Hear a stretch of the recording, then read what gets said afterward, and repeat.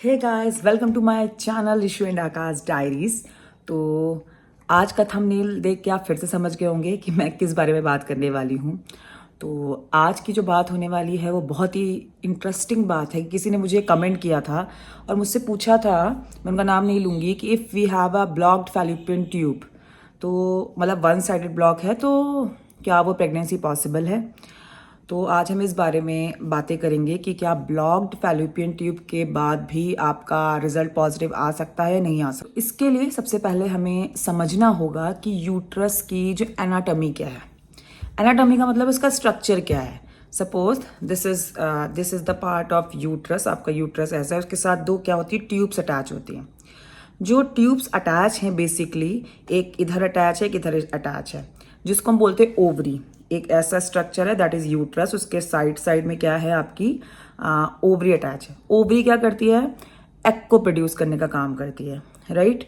तो अगर ये ट्यूब ये जहां से यूट्रस के साथ अटैच हो रही है, अगर वहां कहीं पर कोई ब्लॉकेज होता है सपोज, तो सीधी सी बात है, वो जो एग है, जो मेच्योर्ड एग है, वो आपका वापस से यूट्रस में की लाइनिंग में आएगा नहीं। जब वो लाइनिंग में आएगा नहीं तो फर्टिलाइजेशन होगा नहीं। जब फर्टिलाइजेशन नहीं होगा तो पॉजिटिव रिजल्ट या कंसीविंग नहीं होगी। तो अब कहते हैं कि एक ब्लॉक्ड है। एक ब्लॉक का मतलब है कि दोनों ब्लॉक नहीं है, बट एक ही ब्लॉक है। तो जो क्या हो सकता है उसमें फिर क्या हो जाते हैं, आपके 50-50 के चांस थे। एक तो समझ लो इसका कोई काम नहीं। अब आपका एक ये हाथ बचा, मतलब एक क्या है, आपका एक ओवरी बची जो एग प्रोड्यूस कर रही है।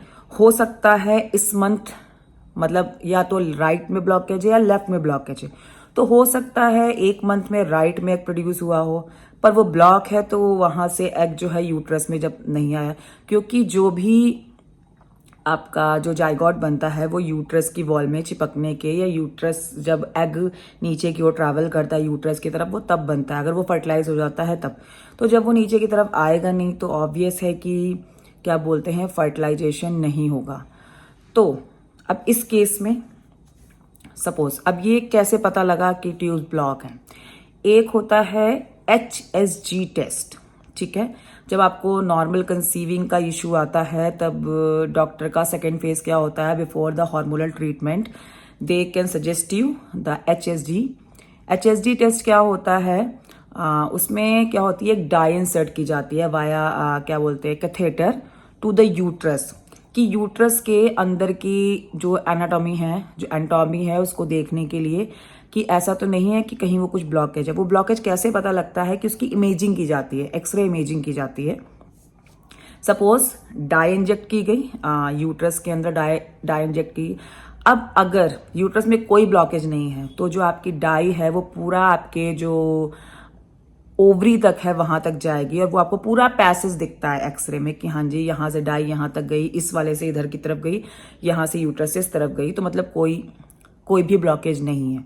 लेकिन अगर डाई यूट्रस से निकलते हुए और वो कहीं जाकर अगर वो रुक जाती है, मतलब कि ओवरी तक नहीं पहुंची और वो रुक गई, it means there is some hindrance, जिसकी वजह से डाई आपके अंदर तक नहीं पहुंच पा रही है। इसको एक आपको सिंपल एग्जाम्पल के थ्रू समझाना चाहूंगी। जैसे कभी आप देखते हो जो पानी वाले, जिनसे हम पानी वाले जो पाइप होते हैं रबड़ के, राइट, उसमें क्या हो जाता है, कभी कभी पानी का फ्लो धीमा हो जाता है। तो अगर पानी का फ्लो धीमा हो गया या पानी आना बंद हो जाता है तो हम परेशान हो जाते हैं, इसके अंदर से पानी क्यों नहीं आ रहा है, बाहर क्यों नहीं आ रहा है। तो इट मीन्स उसके अंदर क्या है, डिपोजिशन हो गया, काई का हो सकता है, शैवाल का हो सकता है, तो पानी क्या हो गया, पीछे ही रह गया। तो पानी हमें क्या बता रहा है बेसिकली, कि इस जो पाइप है इसमें कोई भी ब्लॉकेज नहीं है, और पानी जहां से हमने टैप के साथ कनेक्ट किया है उस पाइप को, वो वहां तक जहां तक आपको पानी की रिक्वायरमेंट है वो वहां तक जा रहा है। ऐसे ही यहाँ पर जो पानी को हम सिमुलेट कर सकते हैं डाई के साथ में। अगर आपने यूट्रस में डाई डाली है तो अगर कोई भी उसमें ब्लॉकेज नहीं है तो जो डाई है वो आपके दोनों तरफ पहुंचेगी, दोनों ओवरी की तरफ पहुंचेगी। तो ये तो हो गया के बारे में। अब फिर से टॉपिक पे आते हैं कि अगर ब्लॉकेज है तो क्या करें। तो इसके ऑपरेशंस भी होते हैं। ऑपरेशन स्टेरोस्कोपी और बहुत सारे लैप्रोस्कोपी के थ्रू क्या करा जाता है, वहां पर ब्लॉकेज है तो उसको खोल दिया जाता है। और अगर ब्लॉकेज है और आपने क्या कहते हैं, आप फिर भी आप आई की तरफ ट्राई करना चाहते हैं, तो अब आपके चांसेस क्या हो गए, पहले जो 100% चांसेस थे, जैसे मैं बता रही हूँ आपको, आपके चांसेस हो गए 50%। मतलब कि एक जो है एग एक तरफ तो बिल्कुल बन नहीं रहा है, मतलब बन रहा है पर वो आपके यूट्रस की वॉल तक नीचे की तरफ नहीं आ रहा है जहां उसका फर्टिलाइजेशन हो जाए। दूसरी तरफ बन रहा है, नहीं बन रहा है, वो उतना मैच्योर हो रहा है कि नहीं हो रहा है, ये ड्रॉबैक हो गया।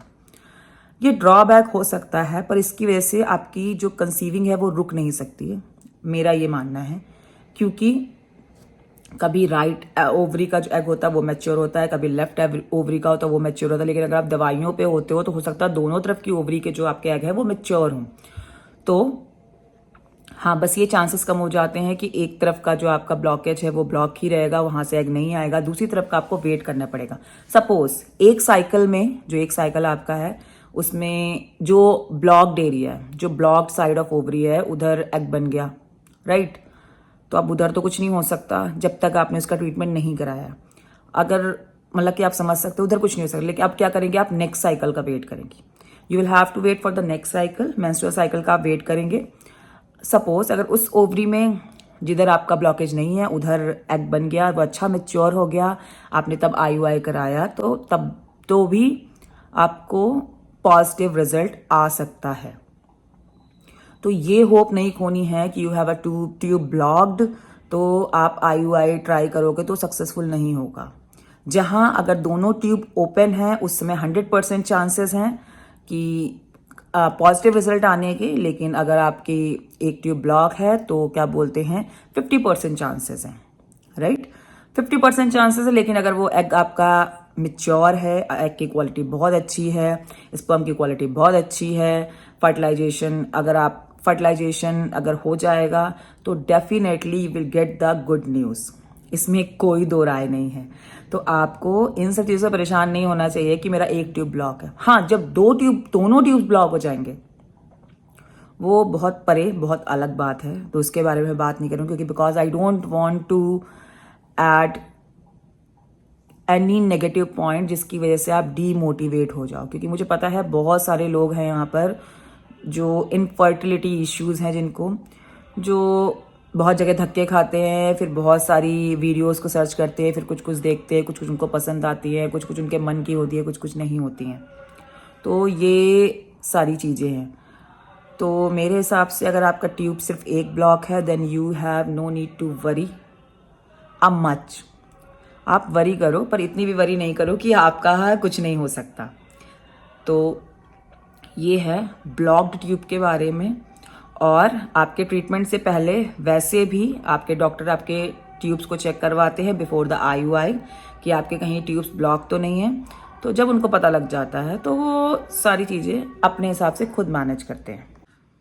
तो मैंने जैसे आपको बताया कि डॉक्टर पहले से सारा कुछ अपना तैयार रखते हैं कि उनको कौन कौन से टेस्ट कराने हैं, कौन कौन से टेस्ट नहीं कराने हैं। तो आपके IUI से पहले आपका HSG टेस्ट डॉक्टर ज़रूर कराएंगे ताकि वो ये देख सके कि आपके ट्यूब ब्लॉक है या ब्लॉकेज नहीं है, नॉर्मल है। और अगर नॉर्मल है then you have no need to worry, आपको कुछ भी वरी करने की ज़रूरत नहीं है। सारे पैरामीटर्स अगर नॉर्मल है, AMH का अगर थोड़ा सा इशू है then it can be sort out, और अदर और कोई दिक्कत नहीं है। PCOD PCOS की वजह से ही IUI की तरफ जाना पड़ता है, तो वो भी वो डॉक्टर सॉर्ट आउट कर देते हैं। अगर अच्छे सेंटर्स पे जाएंगे, वेल इक्विप्ड सेंटर पे आप जाएंगे तो आपको वहाँ पर सारी सुविधाएं बहुत अच्छे से मिलेंगी। तो इतना सोचने की ज़रूरत नहीं है। मैं पहले भी आपको बोल चुकी हूँ, अगर आप किसी भी ट्रीटमेंट की तरफ जा रहे हैं तो डोंट बी पैनिक। आपको परेशान बिल्कुल भी नहीं होना है कि अगर आप परेशान हो गए तो अच्छी चीज़ें भी खराब हो जाती हैं। जैसे कि आपने देखा होगा किसी का ऑपरेशन थिएटर में ऑपरेशन होना है और वो पहले ठीक है, बिल्कुल भी ठीक है, और जैसे ऑपरेशन थिएटर के अंदर गया उसने अपना BP बढ़ा लिया। आपने BP बढ़ा लिया, आपको ऑपरेशन थिएटर से तुरंत बाहर भेज दें, क्योंकि हाई BP में आपका ऑपरेशन हो ही नहीं सकता, इम्पॉसिबल है।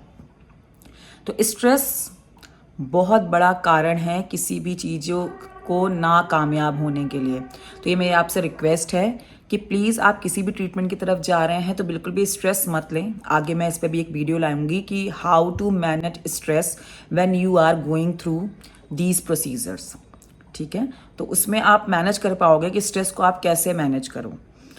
और मैं जो बोनस टिप आपको आज देना चाहूँगी वो ये हैं कि जब आप टूवर्ड्स ट्रीटमेंट हूँ तो प्लीज़ आप अपनी वॉक को कंटिन्यू करें। मॉर्निंग में 20 मिनट्स, इवनिंग में 20 मिनट। बहुत तेज़ नहीं करनी है, बहुत धीमे नहीं करनी है। सुबह भी करनी है, शाम को करनी है। शाम को खाना खाने के बाद ज़रूर करनी, क्योंकि जो पीसीओडी के पेशेंट हैं उसमें क्या हो जाता है, इंसुलिन रेसिस्टेंट हो जाता है ना। तो इंसुलिन अगर बॉडी में जितना ज़्यादा शुगर डेवलप होगी खाना खाने के बाद, उतना ज़्यादा जो है पीसीओडी सिस्ट बनने के चांसेस ज़्यादा होते हैं। तो आपने क्या करना है, वो मेंटेन करना है ताकि आपकी शुगर जो है वो एनर्जी में कन्वर्ट के चलने फिरने में इन द फॉर्म ऑफ आपको स्वेटिंग हो जाए और वो निकल जाए, है ना। तो ये बोनस पॉइंट है कि आपने चलना है, सुबह भी चलना है, शाम को भी चलना है। आपने कोई भी स्ट्रेस नहीं लेना है।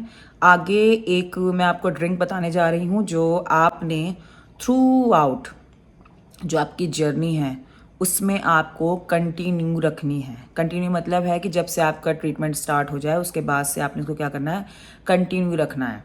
इसमें क्या करना है, आपने जो 1 ग्लास पानी लेना है, उसमें रात को क्यूमिन मतलब ज़ीरा, मेथी, अजवाइन, ये क्या करना है आपने दोनों को, इन तीनों को मतलब आधा चम्मच पानी में डाल के सोक करके रख देना है, ठीक है। ओवरनाइट तक पानी को आपने रखना है और उसके बाद मॉर्निंग में वो उन सारी चीज़ों को छान देना है, स्ट्रेन कर देना है और थोड़ा सा उसको ल्यूक वार्म वाटर जिसको बोलते हैं, गर्म करके with a pinch of black salt उसको पी लेना है आपने। इससे क्या होगा, जो आपका डाइजेस्टिव सिस्टम है वो अच्छा होगा।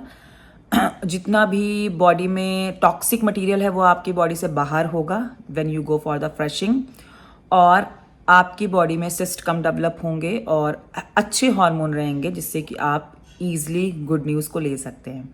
So this is all about for the today's video.